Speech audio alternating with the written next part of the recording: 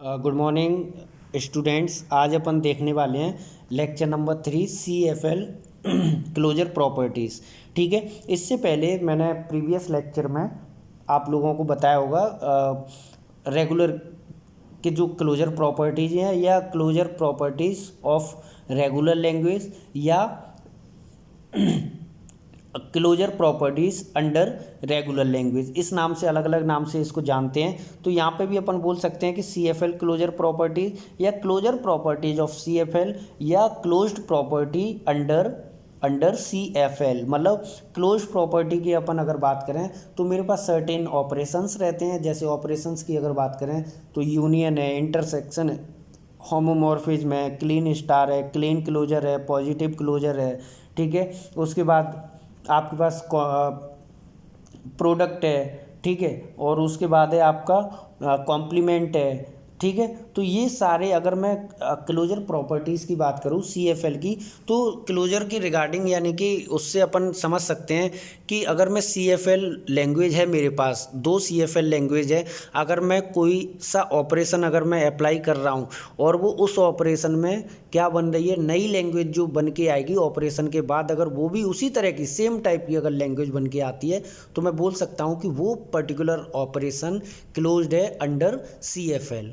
ठीक है, थ्योरी ये कहती है। जैसे अपन ने देखे भी होंगे कि रेगुलर में मैंने देखा कि यूनियन है, अगर मैं 2 लैंग्वेज है मेरे पास रेगुलर, अगर मैं यूनियन अप्लाई कर रहा हूँ 2 रेगुलर लैंग्वेज पे, तो नेक्स्ट जो लैंग्वेज जनरेट होके आ रही थी वो भी किस तरह की आ रही थी, रेगुलर लैंग्वेज। अगर मैं कॉनकैटिनेशन कर रहा था 2 रेगुलर लैंग्वेज पे, तब भी अपन के पास नई जो लैंग्वेज बन के आ रही थी वो भी रेगुलर लैंग्वेज आ रही थी। क्लीन स्टार की बात करें तो क्लीन स्टार अगर मैं अप्लाई कर रहा था, नई लैंग्वेज बन के आ रही थी, वो भी किस तरह की आ रही थी, रेगुलर लैंग्वेज। अगर मैं इन्वर्स अप्लाई कर रहा था तब भी नई लैंग्वेज रेगुलर ही बन के आ रही थी। अगर मैं वहाँ पे रिवर्स कर रहा था अप्लाई, तब भी किस तरह की लैंग्वेज बन के आ रही थी, रेगुलर लैंग्वेज। अगर मैं होमोमॉर्फिज्म की बात कर रहा था, मैं इंटरसेक्शन की बात कर रहा था, मैं किसी भी ऑपरेशन की बात कर रहा था, वहाँ पे यानी कि जितने भी ऑपरेशन है वो हर एक रेगुलर के रिगार्डिंग क्लोज्ड रहते हैं। ठीक है, लेकिन अगर CFL में मैं बात करूँ तो CFL में थोड़ा सा सीन अलग रहता है, अलग तरह की चीज़ें थोड़ी बहुत यहाँ पे जो सिनेरियो वो बदल जाता है। अगर सपोज मेरे पास L1 एक कॉन्टेक्स्ट फ्री लैंग्वेज है और L2 सपोज मेरे पास CFL लैंग्वेज है, 2 मेरे पास CFL लैंग्वेज है, अगर मैं यूनियन कर रहा हूँ तो वो अगर दोनों का यूनियन कर रहा हूँ L1 यूनियन L2, तो मेरे पास जो नई लैंग्वेज बन के आएगी वो CFL ही होगी, यानी कि जो L3 लैंग्वेज है वो भी CFL होगी। इसका मतलब मैं बोल सकता हूँ कि जो यूनियन है वो क्लोज्ड है अंडर CFL। ठीक है, तो जो क्लोजर प्रॉपर्टी रहती हैं बेसिकली ये बताती हैं कि वो कौन सा ऑपरेशन पे क्लोज्ड है और किस पे क्लोज्ड नहीं है। ठीक है, तो क्लोजर प्रॉपर्टीज़ में अगर मेरे पास CFL का ऑपरेशन अगर मैं अप्लाई कर रहा हूँ और सेम लैंग्वेज मेरे पास बन के आ रही है, इसका मतलब है वो पर्टिकुलर ऑपरेशन क्लोज्ड है अंडर CFL। ठीक है, तो मैंने रेगुलर पे बहुत सारे ऑपरेशंस की बात करी, यानी रेगुलर में हर एक ऑपरेशन क्लोज्ड रहता है, जबकि CFL में कुछ ऑपरेशंस हैं, कुछ जो क्लोज्ड रहते हैं, बाकी क्लोज्ड नहीं रहते हैं। क्लोज्ड का मतलब क्या है, जो नई लैंग्वेज बन के आ रही है और वो सेम लैंग्वेज को जनरेट करें, इसका मतलब है क्लोज्ड। अगर सेम लैंग्वेज नहीं बन के आ रही, सपोज L1 मेरे पास कॉन्टेक्स्ट फ्री है, L2 भी कॉन्टेक्स्ट फ्री है, अगर मैं इंटरसेक्शन कर रहा हूँ तो हो सकता है कि नई जो लैंग्वेज बन के आए वो CFL आए, हो सकता है ना आए। तो अपन जब भी डिलेमा की बात करेंगे तो डिलेमा के केस में अपन बोलते हैं कि this operation is not closed under CFL। ठीक है, इसका मतलब है कि वो क्लोजर प्रॉपर्टीज़ के अंदर नहीं आ रहा है या क्लोजर प्रॉपर्टीज़ को फुलफिल नहीं कर रहा है जो CFL की हैं। तो CFL अलाउ करती है बेसिकली 3 ऑपरेशंस को, जो बोलती है कि ये पर्टिकुलर ऑपरेशंस हैं जो वो इस CFL में क्लोज्ड हैं। ठीक है, कौन से ऑपरेशंस हैं, जैसे यूनियन है, एक कॉनकैटिनेशन है, कॉनकैटिनेशन को अपन दूसरा नाम बोल सकते हैं प्रोडक्ट, तीसरा है क्लीन स्टार ऑपरेशन। ठीक है, यूनियन की अगर बात करें तो देखिए यूनियन जैसे लेट L1 एंड L2 भी 2 context free language, 2 context free language है मेरे पास। ठीक है, then L1 union L2 is also contact free. ठीक है, अगर मैं यूनियन अप्लाई कर रहा हूँ L1 L2 पे तो कॉन्टेक्ट फ्री जो नई लैंग्वेज आएगी वो भी कॉन्टेक्ट फ्री रहेगी।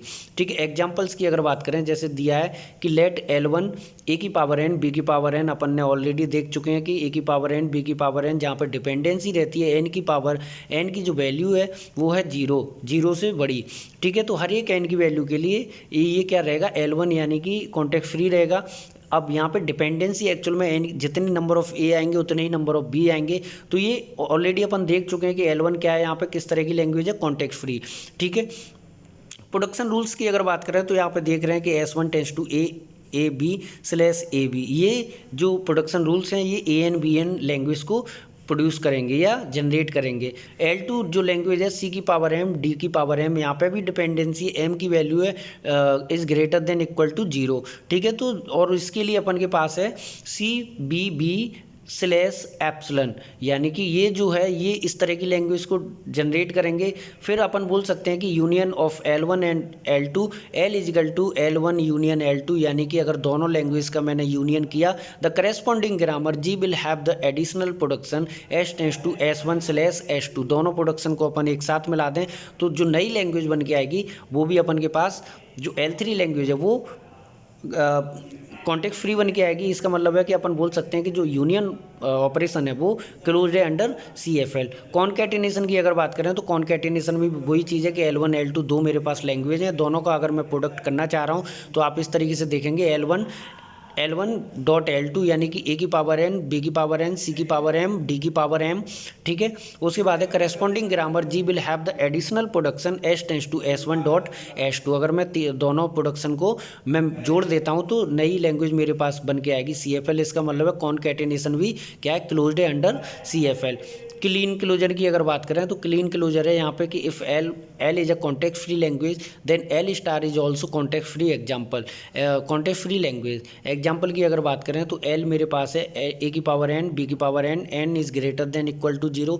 Corresponding grammar G will have जो प्रोडक्शन रूल्स हैं S tends to A B slash epsilon. Kleene star अगर निकालेंगे इसका तो ए की पावर एन बी की पावर एन का स्टार, यानी कि the corresponding grammar G will have the additional products S1 tends to S1 slash epsilon.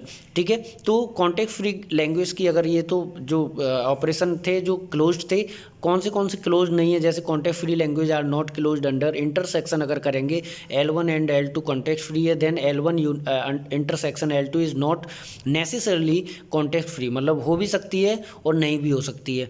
ठीक है, इंटरसेक्शन विद रेगुलर लैंग्वेज अगर करेंगे तो अपन को कॉन्टेक्ट फ्री मिलेगा, हमेशा कॉन्टेक्ट फ्री लैंग्वेज मिलेगी। कॉम्प्लीमेंट की अगर बात करें तो if L1 is a context free language then L1 का अगर मैं कॉम्प्लीमेंट निकालूंगा may not be context free, यानी कि हो भी सकती है और नहीं भी हो सकती। यहाँ पे लिखा है कि मे नॉट बी।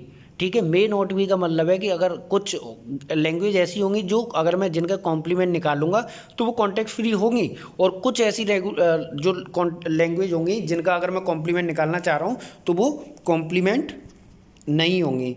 ठीक है, धन्यवाद।